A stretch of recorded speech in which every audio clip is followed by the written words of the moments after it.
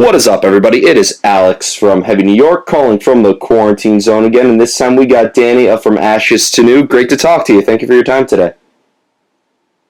Thanks, man. Thanks for having me. Yep, it's so awesome to have you here. The newest album is Panic, coming out this Friday. Congratulations on another release. Do you just want to talk about how the making of this record was, what the goal was? There a goal that you were trying to achieve? Was there a lot of improvising? How did Panic sort of come to be? Yeah, it was kind of a little bit of everything. We had a plan and idea in mind, and there was also a ton of improvising when it came to actually executing as well. So we actually had the initial idea for the album title back in I don't know, it must have been May or June of 2019.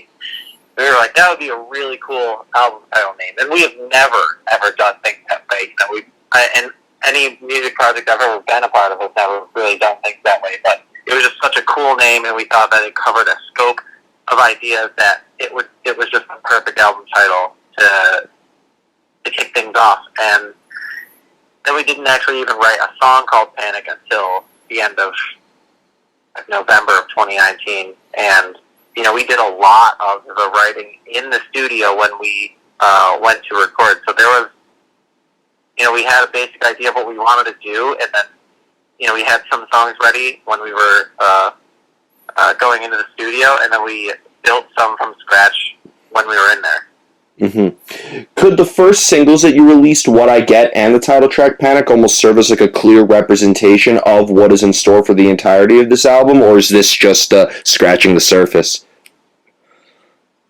Oh, yeah, that's a good question. I feel like there really is a wide variety of sounds on this album, and Panic and What I Get are just two really good examples of how different some of the stuff is. There's a good amount of straightforward, heavy new metal type rap rock music in there, and then there's also this kind of I guess you would call What I Get kind of more of an alternative feel. Because there's a song that we have that has a really West Coast kind of flowing vibe to it. That's still got its heaviness, but it is really a different feel than we have ever had before. So they're pretty indicative of the album, but without giving too much away. Mm-hmm. Was maybe the goal to do a direct continuation of what we heard on The Future, or did you guys almost kind of want to start the making of this album with a completely clean slate? I would say we really tried to start with a clean slate. We really kind of figured out towards the beginning of, I'd say, 2019 that a lot of bands were kind of shifting towards, I guess, a softer, more mainstream kind of sound.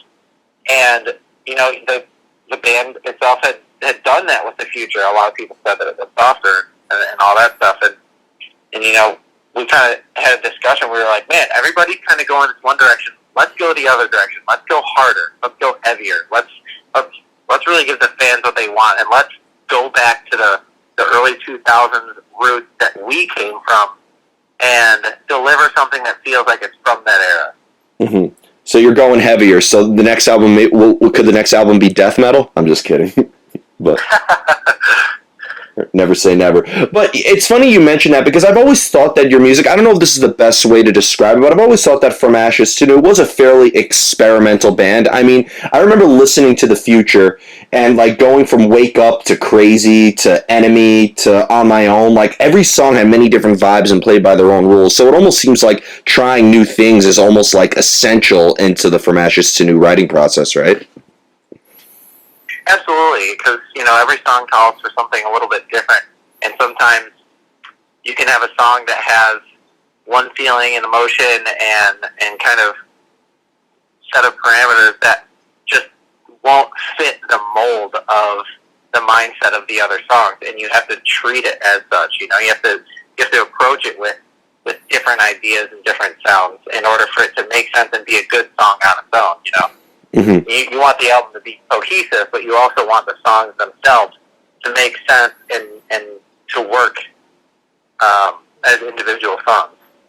Definitely, definitely, and being that, like, there's, I consider, from Ashes to New, there's no denying that you're a very vocal-driven band with you and Matt, and everybody really contributing vocals and lyrics and stuff. Do you almost have to be on like the same head? Do you all of you guys almost have to be on like the same headspace, or like kind of feel the same way when writing a song together? Ooh, that's a good one. It depends. Sometimes someone will take the wheel and just kind of run with it, and the rest of us will recognize that we don't have any good ideas, and we'll just let them go with it.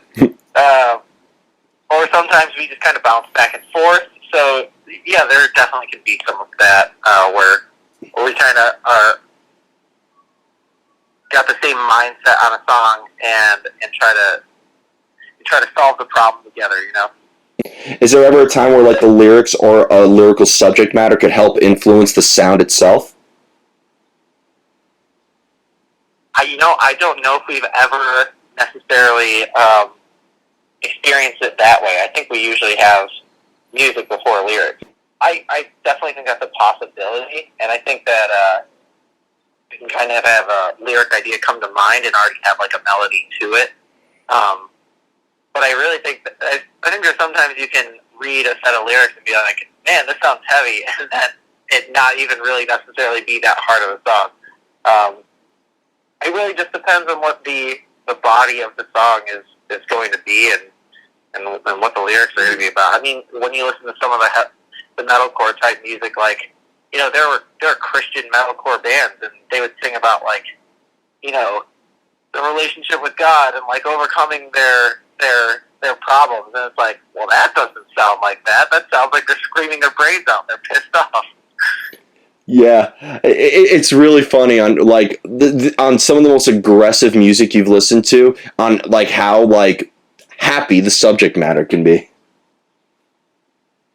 Yeah, it can be positive and uplifting and like and encouraging, and so I don't think we've ever really done anything where the lyrics came first and we allowed it to um, determine where the song was going to go sound wise. Yeah, nothing could be more heartbreaking too, right? Than having like the best lyrics ever, and then they're always like one syllable over or under actual every arrangement that you have. Yeah, yeah, but there's always ways to shift things and squish things and manipulate them, move them around to make it work. Hopefully, almost as good as the original idea. Mm-hmm. Being that the future was your first contribution in from Ashes to New, when you first joined the band, were you kind of like looking at the Day One album, being like, okay, this is what I have to do, this is where the band is going, or were you allowed to kind of bring a little bit of your own mix into the band?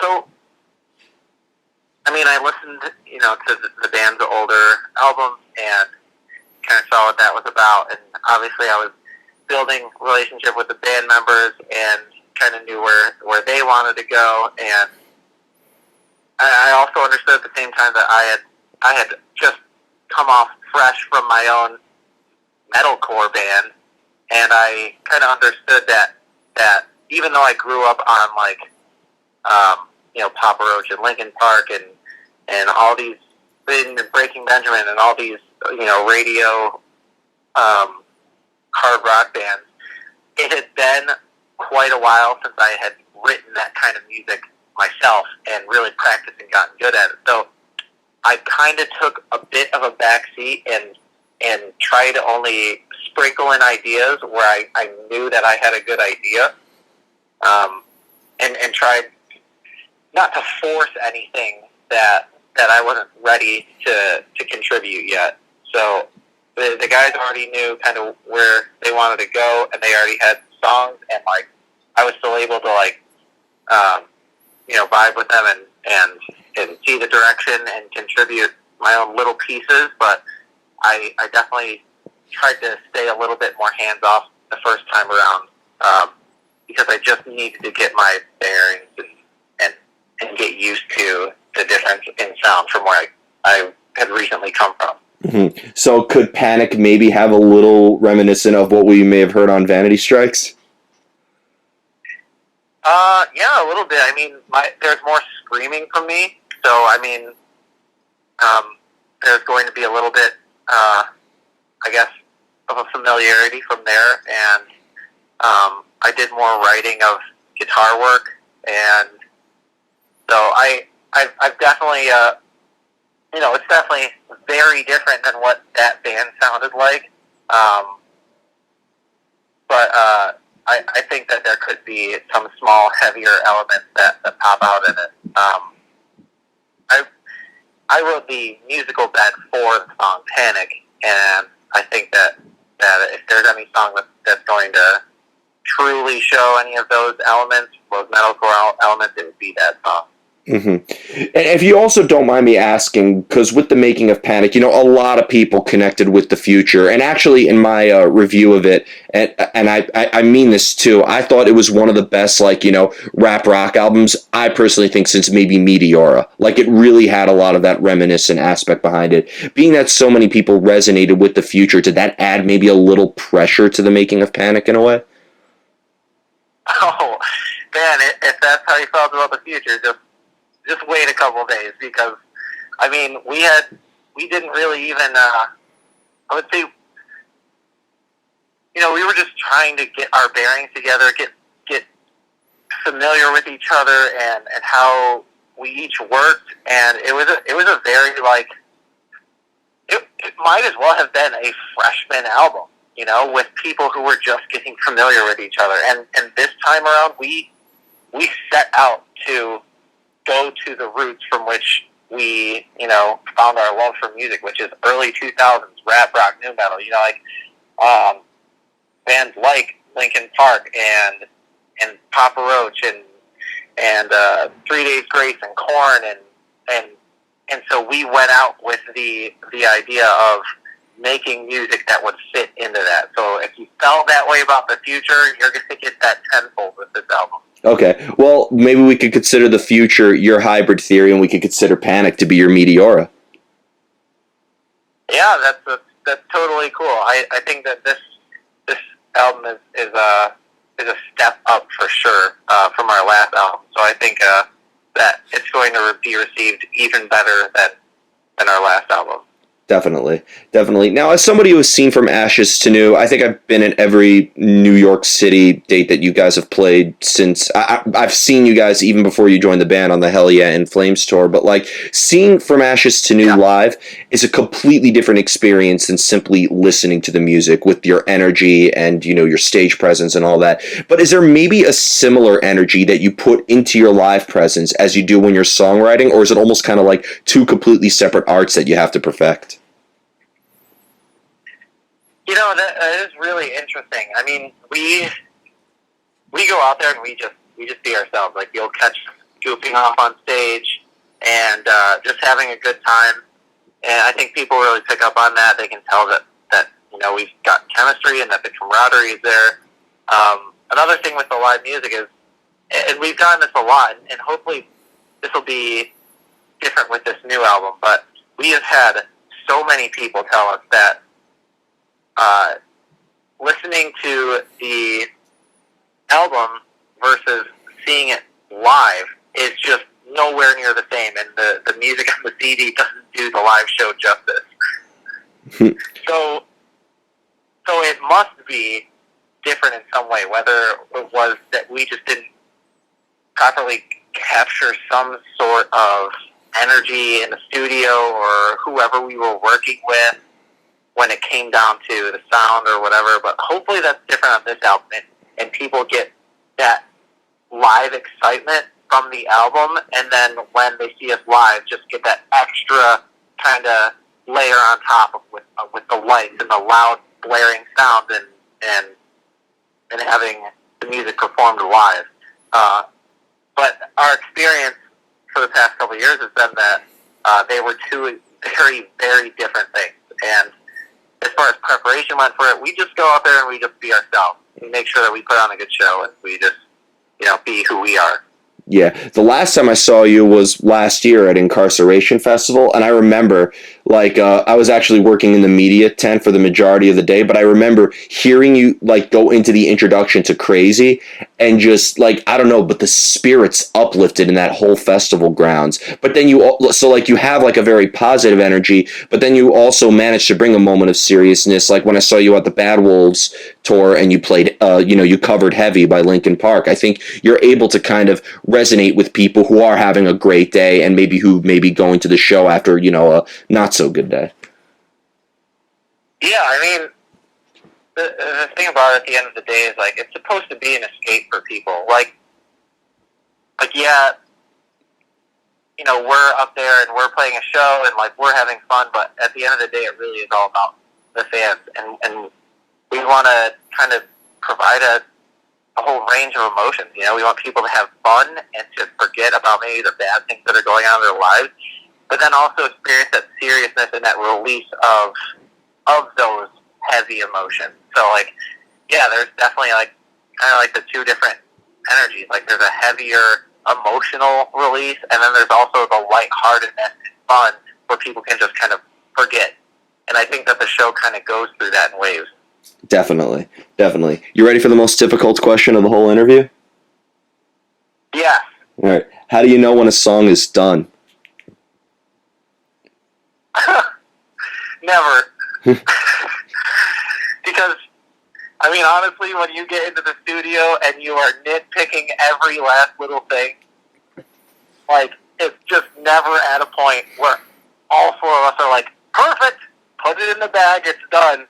There's always something more that we're trying to change or edit or add into, or we get the mixes and we're like, oh, we need a little bit more of this, a little bit more of that. It's like this weird, giant recipe that, I mean, you can never really truly finish. You can only just realize that dinner's almost over and you got to throw the recipe on the table for people to eat and enjoy.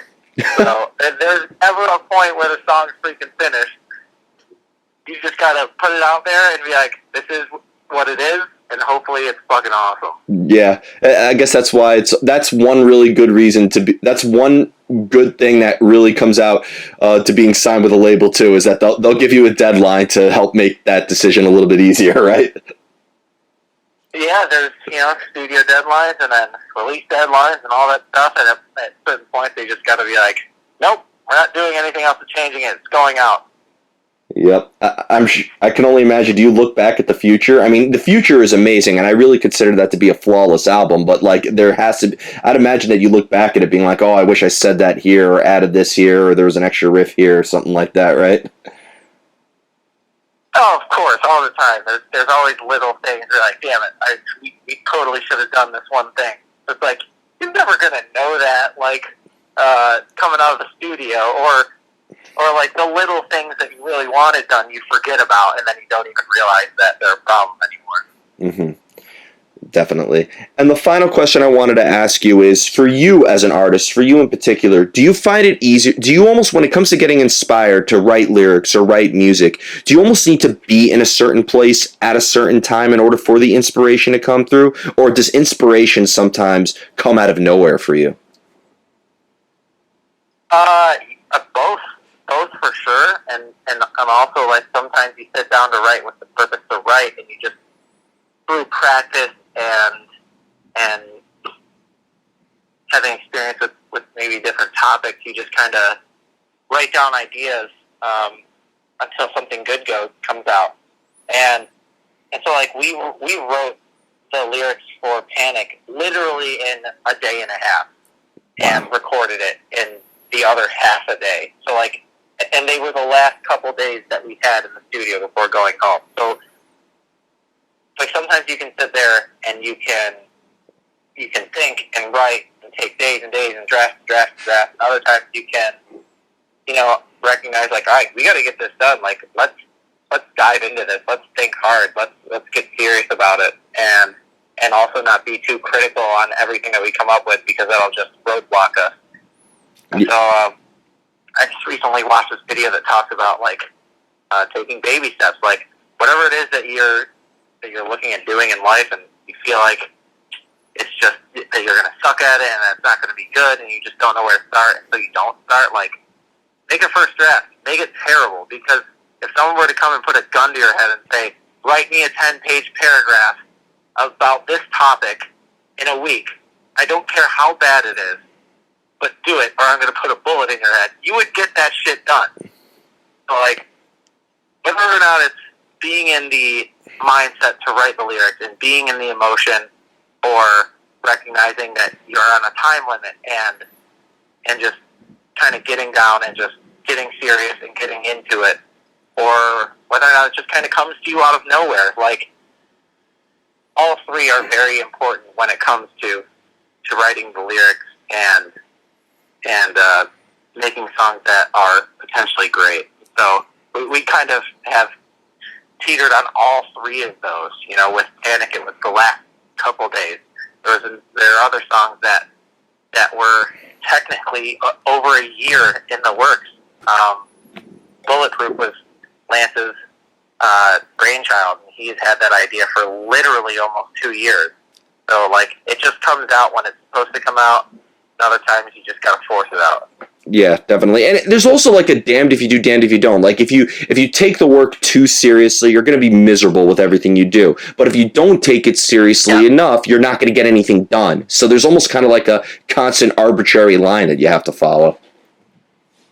Absolutely. And sometimes you just gotta trust that whatever you're doing in the moment is what you need to do, and whatever decision you make, you just need to be decisive about it and go forward with it, and just live with whatever the consequences are, because chances are if you decide something and you just move forward, you're going to be better off than weighing decisions for the rest of your life. Definitely. And I'd imagine the longer you work on something, too, the harder it is to kind of maintain that moment or that emotional spark, right? Yeah, because sometimes you can... The one big thing I struggled with the song Panic was we took a little break to go home for Thanksgiving during the recording process, and I basically spent those 8 days in my room making the song, and I had gone through like 5 different drafts and revisions and changes, and when we all reconvened and went back to recording, like, I told everyone, I was like, I feel like I'm going to ruin this song if you guys make me a part of it from here on out, because I have such an idea in my head about how it's supposed to be, and I've made so many little changes and made it this way that, like, I'm just going to tear people's ideas apart without even really meaning to. And it totally happened the first night that we tried to write lyrics. Matt was coming up with an idea, and I was like, I hate it. He was like, I'm stoked on this.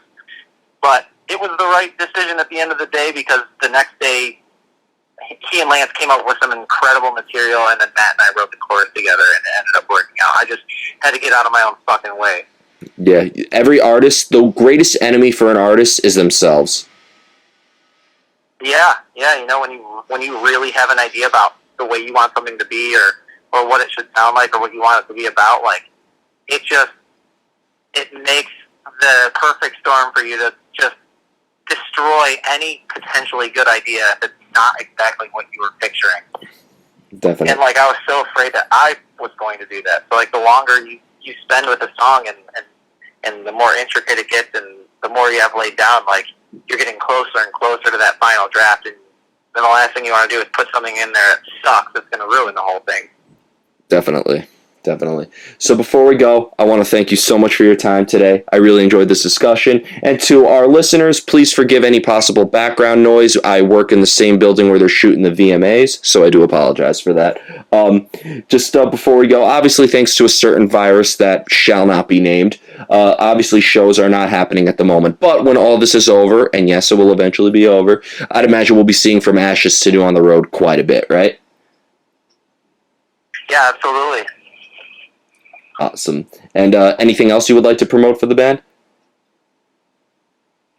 All we got going right now is the album and our merch store. We're going to be putting out new merchandise, and it's going to be a good time. I'm pretty sure we're doing giveaways, so if you go to our socials and can find those giveaways, then you might be able to win them. Awesome. Well, thank you so much, Danny. Everybody, we are here with Danny of From Ashes to New. Be sure to pick up Panic August 28th. Pick it up then when supplies last forever. We will see you next time on Heavy New York.